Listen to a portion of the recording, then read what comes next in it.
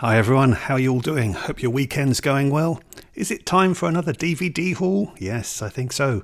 I do have some more DVDs to show you. If you are new to my channel and you haven't seen any of my previous videos, please do check some of those out. All my previous DVD hauls typically will include at least some movies that you probably won't have seen in other DVD hauls or movie hauls. I don't tend to show 4Ks or Blu-rays too much, some Blu-rays, but yeah, most of these are DVDs. Okay, let's get into this. First up, we've got Walter Matthau and Glenda Jackson in the 1978 comedy House Calls. Next, Walt Disney and it's Hayley Mills ×2 in The Parent Trap.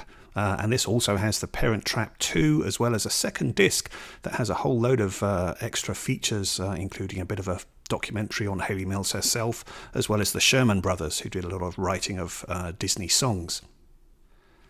Next, and it's Christopher Nolan's Tenet. Saw this one at the cinema, enjoyed it even more on a second watch when you can then try and work out where the timeline is going on this, and I think this is just one which I'll enjoy even more on a third watch. Next is a film Bon Voyage, which stars Gerard Depardieu and Isabella Gianni. Now, this is directed by Jean-Paul Rappeneau, and I'm a big fan of Jean-Paul Rappeneau films, but I seem to be in a minority. I can't seem to find anybody that shares enthusiasm for Cyrano de Bergerac, for instance.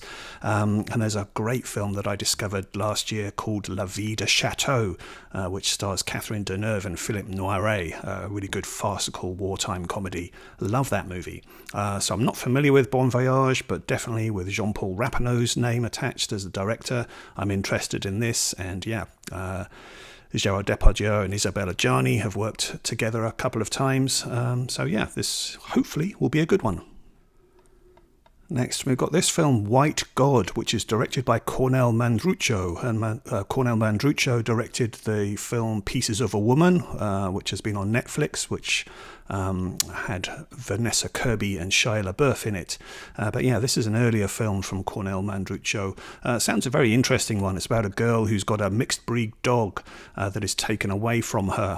And that dog, when it's in its compound, then calls upon all the other mistreated dogs that there have been to rise up against man. So I think that's the storyline. I've not seen this yet, but it certainly sounds intriguing.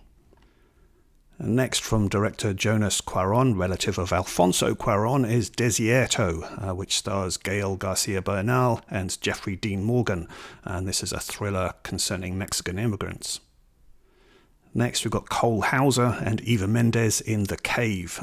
Not supposed to be a very good film, but I do want to see it nonetheless. Next, we have another film that's not been critically well received, and that's Fatale, which stars Hilary Swank, and this is a modern film noir. Next, I haven't seen this since the cinema, but it's Chicago, directed by Rob Marshall, and with Catherine Zeta-Jones and Renee Zellweger and Richard Gere. Next, we've got this one, Dear Wendy, and this is directed by Thomas Vinterberg, who's worked with Mads Mikkelsen a few times on films like The Hunt and Another Round, and it's written by Lars von Trier, so yeah, a bit of an interesting combination here. Next, we have this one, They Came Back, which is directed by Robin Campillo. It's a French film. Robin Campillo had worked before on a film that I really, really like, and I've talked about before on this channel, and that's called The Class. He was the writer and editor on that. But yeah, he directs this one. It sounds an interesting film. It's a variation on the zombie theme, but in this one, we've got the dead coming back to life and just really wanting to reclaim their positions in life, whether it be in jobs or in relationships, but people have moved on and jobs have been filled. Should be interesting. Next, haven't seen this, but this is The Rose, and this was the Oscar-nominated performance from Bette Midler in a role that was really sort of modelled around Janis Joplin. So yeah, directed by Mark Rydell, and it also stars Alan Bates and Frederick Forrest. Next, I really enjoy this one, Send Me No Flowers, a good pairing between Doris Day and Rock Hudson, and a really fine comic performance from Tony Randall as well. Next, not very good, but I picked it up anyway. This is the pairing of Robert De Niro and Al Pacino in Righteous Kill, but it's not the exciting pairing that it was in Heat. This is a pretty trashy film. Next, Guillermo del Toro's remake of Nightmare Alley. This was divisive on release. A lot of people were preferring the original, thinking this one was too long. I actually love this one. I think this, for me, is one of my favourite Guillermo del Toro movies. Next, we've got Jet Li in Romeo Must Die, and Denzel Washington in John Q. Next, we've got Jodie Foster directing Money Monster, that stars George Clooney with Julia Roberts and Jack O'Connell. Saw this one at the cinema. Pretty good. Next, actually not very good film, but the Jack Reacher follow-up, Never Go Back, with Tom Cruise still in the role. This is pretty poor, but nonetheless, I just wanted to have it for completeness. Next, I picked up a few TV series, and first up we have here My So-Called Life with Claire Danes. Haven't seen this before, but Claire Danes is certainly an interesting actress, so I look forward to seeing this. And then next we've got The People vs. O.J. Simpson, quite a cast in this that includes Cuba Gooding Jr., David Schwimmer, John Travolta, Sarah Paulson, Bruce Greenwood. Look forward to seeing this one. Next, by bizarre coincidence, John at PlaidX2 put a comment on my channel just about a week ago when I was doing a video on some British movies that I'd picked up, and he commented that Rev was his favourite series, and I hadn't heard of it. And then lo and behold, just a couple of days later, here I go finding season 1 in the charity shop. It stars Tom Hollander as the priest in this, and Olivia Colman is also in the cast. Next, we've got this series here that's set in Derbyshire during the period from 1914 to 1929. Sounds really interesting, and I really like John Sim as an actor, so definitely intrigued to see this. Maxine Peake also in this one. And next, a series that I've certainly known about, but I just haven't watched it yet, and this is Dr. Foster with Suran Jones.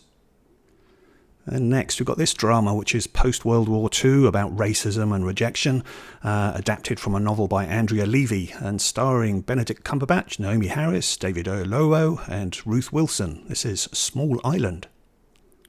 And then next we've got Reece Shearsmith, Sheridan Smith and John Hannah in The Widower.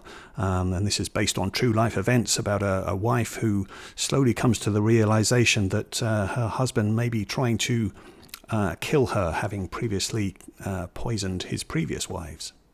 And then finally, this is one actually I picked up a little while back and I forgot to show it, but it is this, the Hergé's Adventures of Tintin set, all the complete adventures here. Very nice edition, this.